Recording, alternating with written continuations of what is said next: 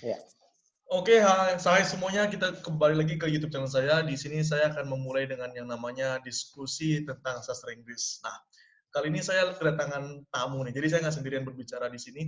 Saya punya seorang dosen Bina Nusantara Universitas, dari Universitas Bina Nusantara. Dulunya dosen saya juga sempat mengajar di semester 3 dan semester 5 kalau nggak salah, tentang di bagian teaching atau bagian writing, something like that. Dan karena teman-teman di sini banyak yang mau membahas mengenai sastra Inggris, banyak pertanyaan-pertanyaan galau lah. Contohnya, Hmm. perbedaan asing itu bagaimana dengan pendidikan bahasa Inggris? Apakah perlu fondasi yang kuat dulu sebelum join sastra Inggris? Prospek kerjanya bagaimana? Karena mereka semua berpikir ini sebuah jurusan yang masih direndahkan oleh orang-orang, seperti undervalued, seperti Hmm. jurusan yang tidak seelegan, tidak semegah IT atau Markom atau psikologi, dianggap ini tidak memiliki masa depan yang bagus sastra Inggris. Nah, Hmm. langsung aja kita langsung masuk ke ini. Beliau adalah Sir Ivan Rifai. Hmm. Sekarang udah berapa lama Sir ya di BINUS, Sir?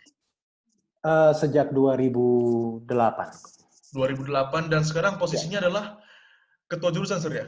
Wah, ya. luar Sekarang itu biasa. jurusan sastra Saya Inggris merasa sejak terhormat September sekali, Sir ini. 2015. Ketua jurusan, sekarang masih ngajar juga nggak, Sir? Iya, kita punya kewajiban kan sebagai dosen full time dan juga sebagai ketua jurusan saya tetap harus mengajar kira-kira minimal 8 kredit sih, 8 SKS. Oke. Hmm. Saya langsung aja nih, Sir. Langsung ke to the Oke, point dulu, Sir ya. silakan. Yang pertanyaan inti dulu, Oke, Sir. Yang pertama adalah, Sir S1-nya jurusan apa, Sir? saya S1-nya di Pendidikan Bahasa Inggris. Oke, pendidikan Cuma bahasa saya Inggris. punya ketertarikan kuat terhadap sastra, jadi biarpun saya waktu itu ambil S1-nya Pendidikan Bahasa Inggris, tapi saya menulis S1-nya tentang drama. Ya, yang menariknya adalah gini, Sir.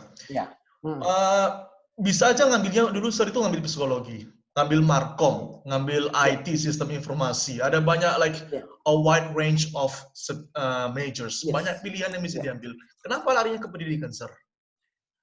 Kenapa begitu? Pertama, saya suka bahasa Inggrisnya dulu, Oke. ya kan? Saya suka membaca buku-buku sederhana waktu itu. Waktu zaman saya Oke. belum ada banyak pilihan seperti sekarang. Buku-buku Oke. sederhana dalam bahasa Inggris, program-program dalam bahasa Inggris, dan zaman saya itu zamannya MTV. Oke, Jadi saya MTV. watch a lot of English shows ya from MTV gitu ya. Jadi dari situ kemudian saya tertarik untuk bahasa Inggris ini menyenangkan untuk saya pelajari gitu ya. Oke. Jadi ya sebagai anak-anak lulusan SMA itu sih pikiran pertama dalam dalam pikiran saya. Saya senang dulu gitu ya. Oh, saya senang dan kalau saya senang, saya pikir saya tidak akan struggle untuk bisa kemudian menyukai apa yang akan saya pelajari. Jadi itu dulu sih sebenarnya modal Berarti pertama saya. oke, ketertarikannya dulu, Sir ya. Ada interest di Tertarik awal dulu. itu ya. Karena berarti Betul. Ya. pesannya Sir ini adalah kalau sudah tertarik dengan jurusannya, maka semua Mhm. rintangan itu bisa dilewatin. Setuju. Daripada mengambil jurusan yang terdengar bagus, tapi kalau nggak suka, maka di tengah jalan bisa putus.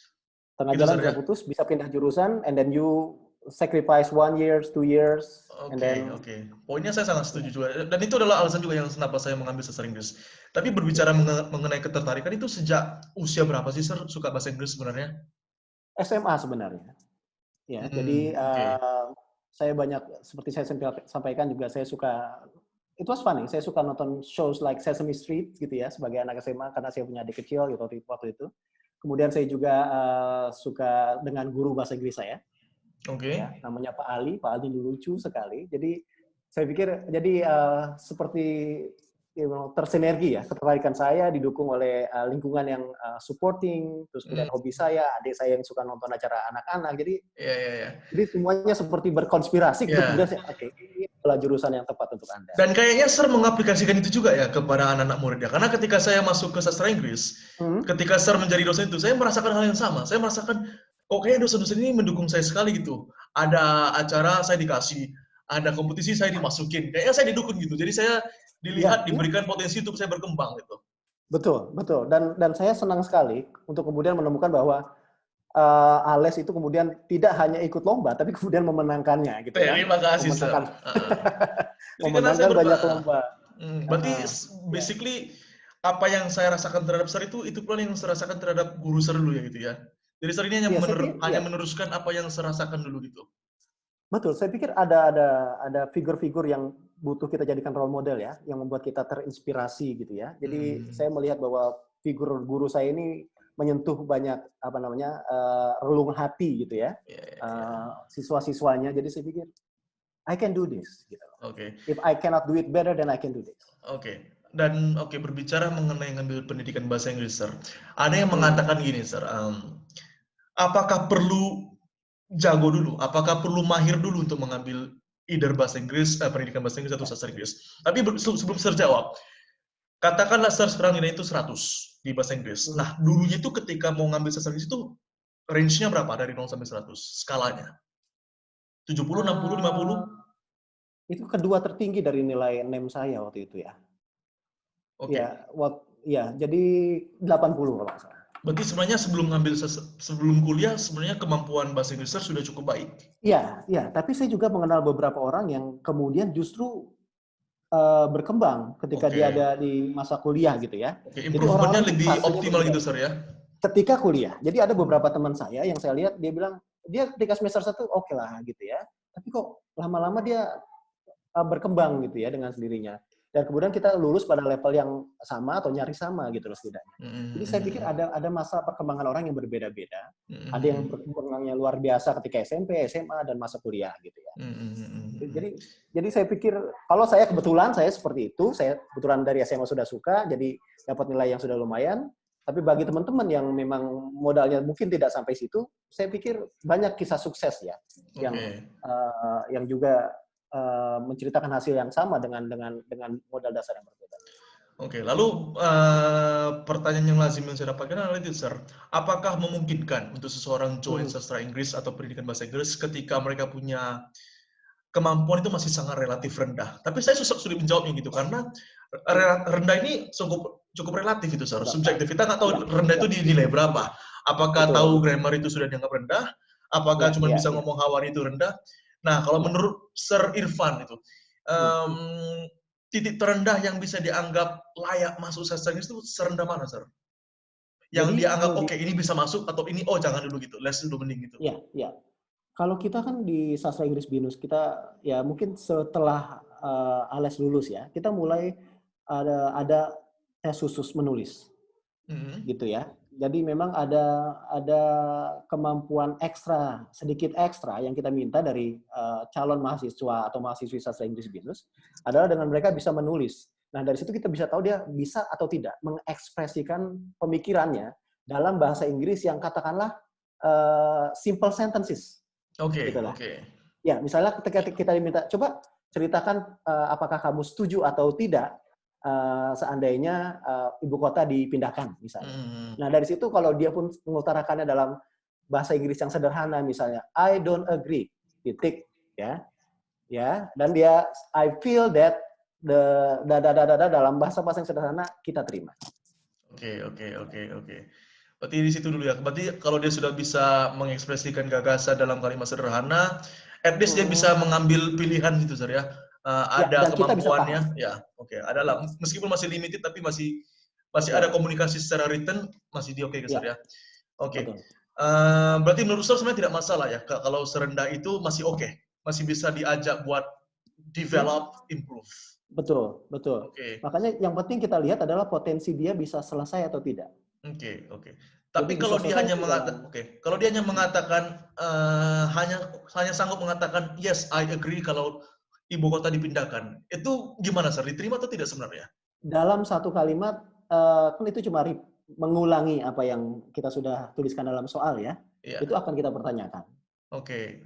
Ya, kita akan kesian. Nanti anak ini akan struggle-nya akan panjang sekali. Kita bisa terima. Ya.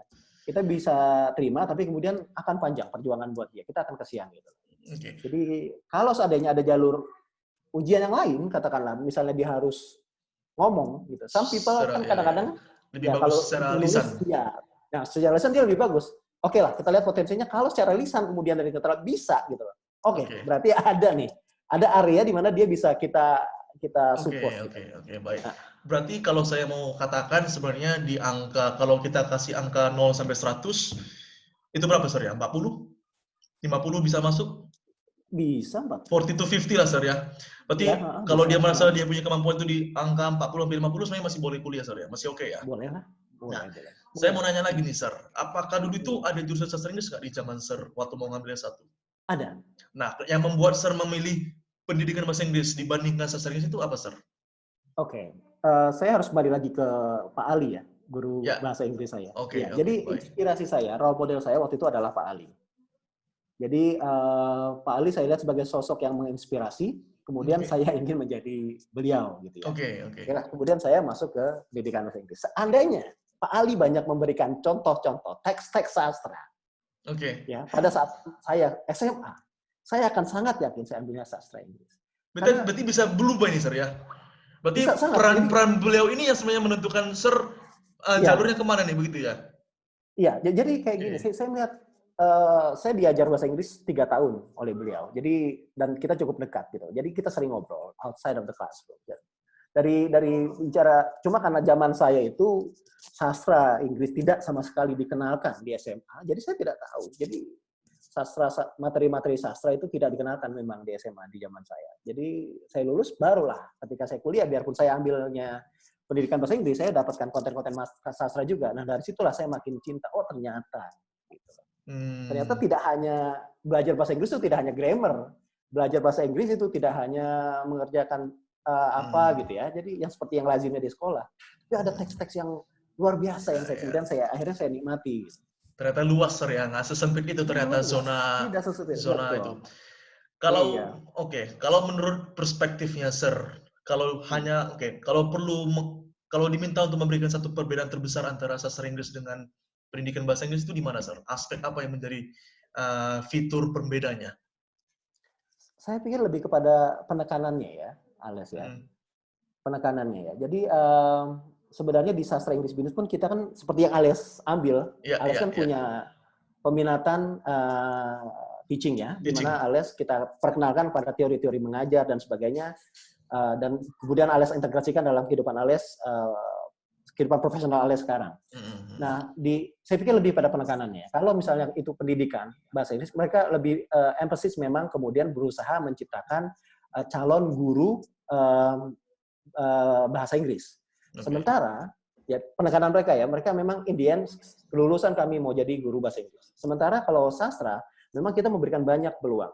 Nah, makanya tapi kita juga in Binus konteks kita menyediakan juga peluang, hey, selain profesi-profesi yang lain, ada juga profesi guru bahasa Inggris yang kemudian kamu bisa pelajari dari kami dan kami bisa memberikannya kepada Anda. Itu lewat streamingnya, Sir, ya? Karena ada yang bisnis, ada yang tourism, ada yang teaching. Nah, pertanyaan menariknya begini, Sir. Kalau orang ngambil sastra Inggris, halo, Sir? Kalau orang mengambil sastra Inggris dengan jurusan streamingnya adalah teaching, akankah berbeda hasilnya dengan orang yang ambil pendidikan bahasa Inggris? Dibandingkannya di mana? Ketika mengajar? Iya. Atau ketika apa? Oke, sekarang kan kalau pendidikan bahasa Inggris kan dia berarti menjadikan seorang individu menjadi seorang tenaga pengajar nantinya. Jadi guru. Betul. Nah, kalau dia ngambil sastra Inggris dan streamingnya nanti adalah teaching, kira-kira bedanya di mana, Sir, itu? Karena kan ini kan dibentuknya menjadi guru juga, tapi jalurnya dari sastra Inggris. Ya. Yang menarik dari being a teacher is, ya, it doesn't matter dengan apa Anda disiapkan. In the end, it's a call. It's here. Ya, jadi banyak sekali jurusan sastra Inggris, ya, yang kemudian akhirnya in the end, saya nggak bicara jurusan sastra Inggris lain ya, di mana-mana. Saya bicara jurusan sastra Inggris Binus misalnya. Jadi ada banyak jurusan yang kemudian tidak ambil peminatan teaching, tapi kemudian menjadi pengajar. Itu sekolah. Tapi juga tidak sedikit yang ambil jurusan peminatan teaching kemudian tidak mengajar gitu ya. Dan banyak sekali teman-teman saya yang ambil jurusan, yang ambil pendidikan bahasa Inggris kemudian tidak mengajar. Banyak yang jadi sekretaris, jadi pekerjaan-pekerjaan yang lain lah. Tapi all I'm trying to say is, ya, the teaching, the English department, it doesn't matter sastra atau pendidikan bahasa Inggris, it opens a lot of doors. Gitu. Berarti tidak terlimitasi dengan langkah awal itu, Sir, ya? Iya. Oke. Dulu S1-nya pendidikan bahasa Inggris, Sir, ya? S2-nya apa, Sir, ya, kalau nggak salah? Dulu di Australia, Sir, ya? Saya di Australia S2-nya waktu itu ambil education juga, masih lain. Tapi fokusnya memang kepada leadership, ya. Dan lanjut lagi ke S3, Sir, ya? Ambil S3 di Sir, ini kayaknya emang senang belajar Sir ya. A never Ya ending itu sih. learner. Oke, bagus. Makanya saya ngundang Sir ini karena menurut saya dengan latar belakang Sir di pendidikan bahasa Inggris, lanjut lagi S2, S3 Hmm, dan sekarang hmm, memang kebetulan posisinya juga sebagai ketua jurusan, sangat amat menarik untuk berdiskusi dengan Sir di Oke. area ini, sastra Inggris. Hmm. Kalau dibilang, Sir gini, ada nggak dulu kesulitan-kesulitan saat lagi kuliah S1, Sir, pendidikan bahasa Inggris? Ada nggak challenge-nya? Atau semuanya mulus saja karena sudah memiliki fondasi yang kuat? Challenge ya. Banyak ya kalau dibilang challenge. Yang Pertama, terberat lah, Sir, coba. yang terberat. Yang terberat adalah tahun terakhir ya, to be honest, karena Skripsi. karena saya itu lulus tahun 99. Oke. Nah, ketika saya mulai menulis skripsi itu tahun 98. 98 adalah masa kerusuhan. Mungkin Oh, oke. ya Jadi pernah agak mendengarnya ya. agak ya ya ya ya. Ya, jadi waktu itu jadi zaman-zamannya demo, jadi saya terlibat juga untuk ikut beberapa kegiatan demo waktu itu. Tapi itu menjadi cobaan tertentu dalam upaya saya menyelesaikan studi saya tepat waktu. Jadi saya selesai tahun 99. Oke. Jadi itu sih. Jadi ada apa namanya? Ada faktor eksternal gitu ya. Ya, itu jadi berujung pada itu nggak, Sir? Jadi break nggak dia punya kuliah karena ada kerusuhan tersebut? Ya banyak kita sih. Saya waktu itu di Jawa Tengah ya, jadi tidak di Jakarta. Jadi karena saya ada di Jawa Tengah, jadi memang tidak sebesar Jakarta efeknya. Impact-nya nggak terlalu terasa ya? Cuma memang akhirnya kemudian kelas-kelas banyak diliburkan karena mahasiswa banyak yang kemudian melakukan demonstrasi dan sebagainya. Oke, berarti challenge-nya bukan secara internal, bukan dari Sir sulit menghadapi perkuliahan, tapi dari luar. Motivasi naik dan turunnya, Ales ya.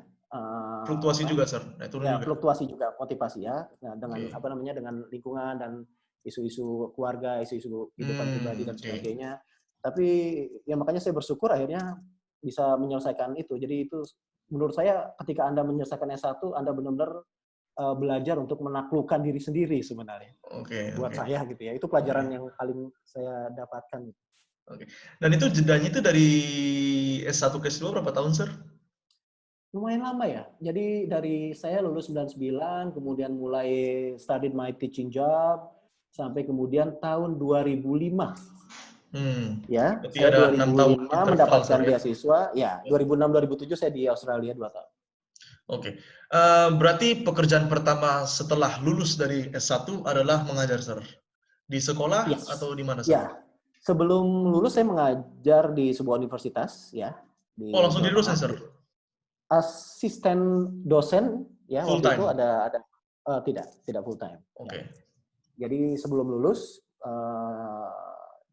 seorang dosen ini punya kursus, jadi saya membantu dia untuk mengajar di kursusnya dia. Kemudian luluslah akhirnya tahun 99, kemudian bekerja di sebuah sekolah yang punya wawasan internasional lah kira-kira seperti itu. Oke. Menarik ya, berarti awalnya jadi asisten dosen part-time, lalu full-time ke sekolah, Sir, ya? Iya. Oke. Tapi memang dari dulu berarti ranah permainannya Sir di dunia teaching selalu, Sir, ya? Tidak pernah keluar dari scope ini. Karena kan ada orang yang mungkin sempat keluar ke daerah marketing, ada orang yang banyak ke bagian international relation dan sebagainya. Saya mencoba lulus dari Australia. Saya mencoba untuk di jurnalisme ya. Saya dapat panggilan juga. Kemudian mencoba di tempat ini selama kurang lebih 1 bulan dan saya nggak menikmatinya. Gitu.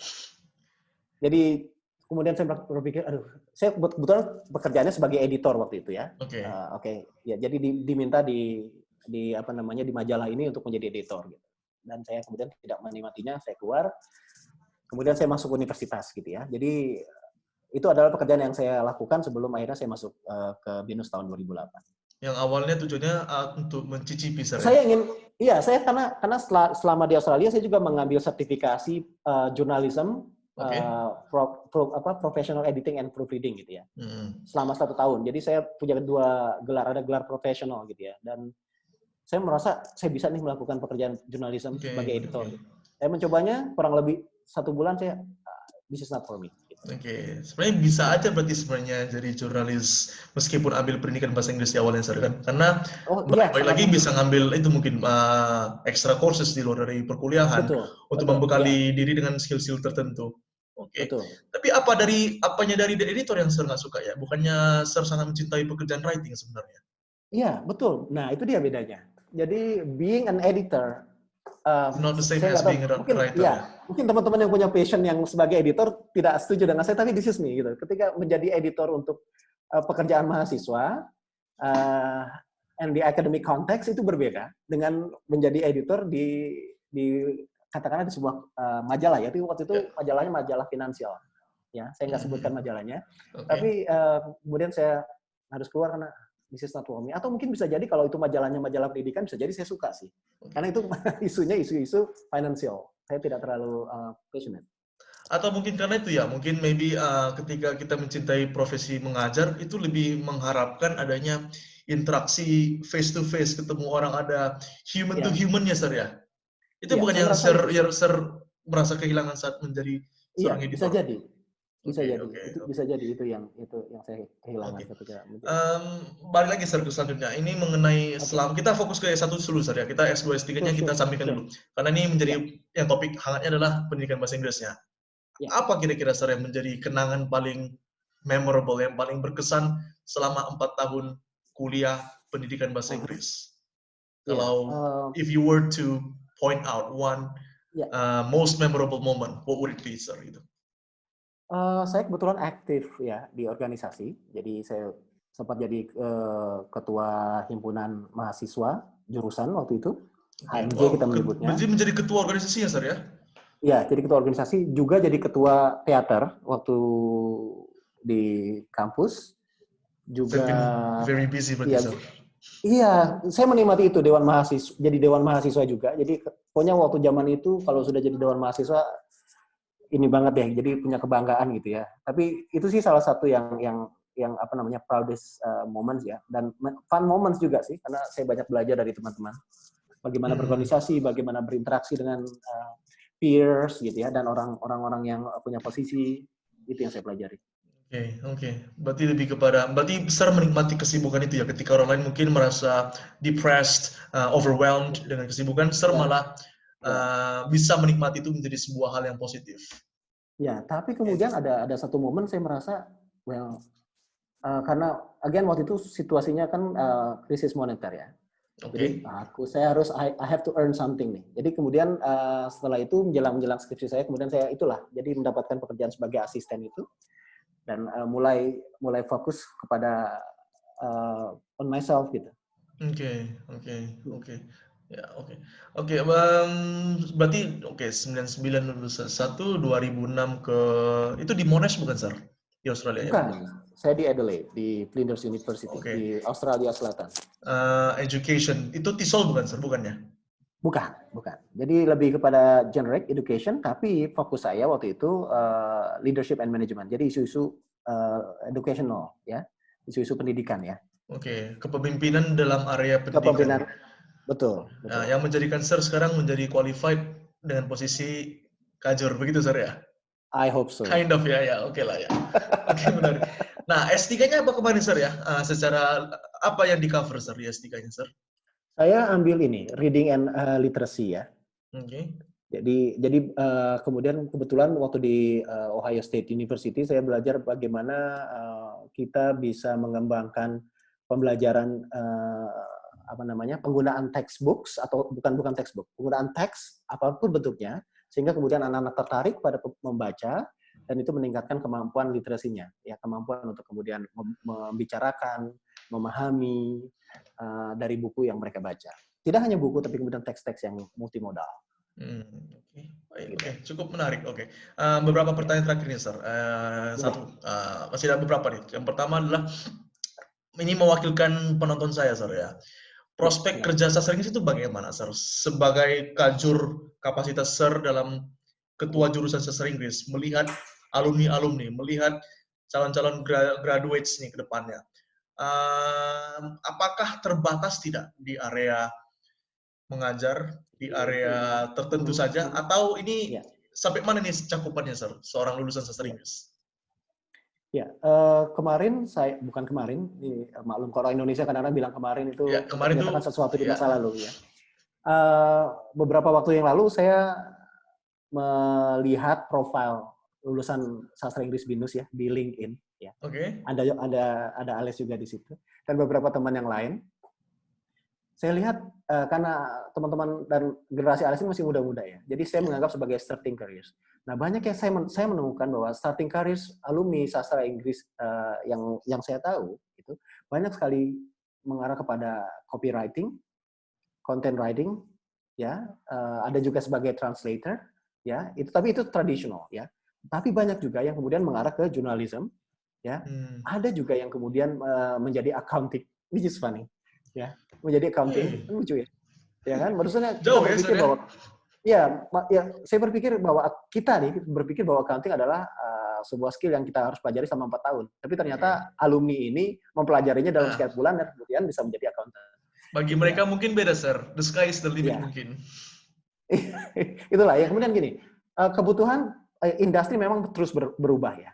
Itu pun makanya kemudian kita pun secara kurikulum kita terus selalu mengupgrade dan kita supaya berusaha agar terus bisa go neck to neck gitu ya dengan apa yang terjadi di industri gitu. Jadi banyak sekali pilihan-pilihan karir, tapi itu pun makanya diperlukan kurikulum yang ramah terhadap industri. Dan kita selain mempertahankan tradisi pembelajaran sastra yang dengan budayanya, dengan literaturnya, dengan linguistiknya, kita juga berusaha agar alumni kita bisa cope with the challenges outside gitu. Makanya kita juga senang makanya mendapatkan alumni seperti Ales yang terima kasih. Dulunya ambil teaching. Saya nggak ada apa-apanya kalau nggak ada dosen-dosen yang hebat juga, Sir, sebenarnya. Iya, dulunya ambil teaching, tapi sekarang tidak entirely in education, tapi in that specific field yang Ales senang lakukan gitu. Yang penting kita melihat Ales senang melakukan apa yang Ales lakukan, and what makes us happy. Memang balik lagi ke poin Sir kan, yang penting kita bahagia menjalankannya. Itu yang lebih penting daripada segalanya. Fulfillment terhadap pekerjaan itu mengalahkan pay-nya. Tapi saya mau berterima kasih juga, Sir. Maksudnya, Sir itu punya jasa juga dalam saya sebenarnya, kalau mau saya katakan selama saya perkuliahan. Contohnya face to face kita dulu ada di BINUS TV, ada yang talk show. Itu kan Sir menjadi salah satu orang yang mendorong saya masuk ke sana. Saya kan juga dulu ada yang kompetisi storytelling. Saya menang juara 2 itu karena Sir memberikan kepercayaan pada saya untuk mencoba. Meskipun the chances are mungkin tidak tinggi, tapi let's give it a try. Dan ternyata menang kan. Lucu aja gitu. Tapi ya maksudnya saya pun berterima kasih dengan Sir Irfan sebenarnya. Dan kalau saya memikirkan dosen-dosen yang menurut saya berjasa, you will be one of them sebenarnya, Sir. Thank you. Oke, masuklah kita di Sir mengenai yang accounting. Masih menarik, Sir, itu. Yang accounting kita nggak usah berbicara nama, Sir, itu. I don't know who that person is sebenarnya. Tapi dia sebenarnya secara kemampuan bahasa Inggris gimana, Sir? Apakah dia memang sebenarnya kemampuannya kurang bagus yang membuat dia lari ke sana, atau kan ada faktor lain sebenarnya, Sir?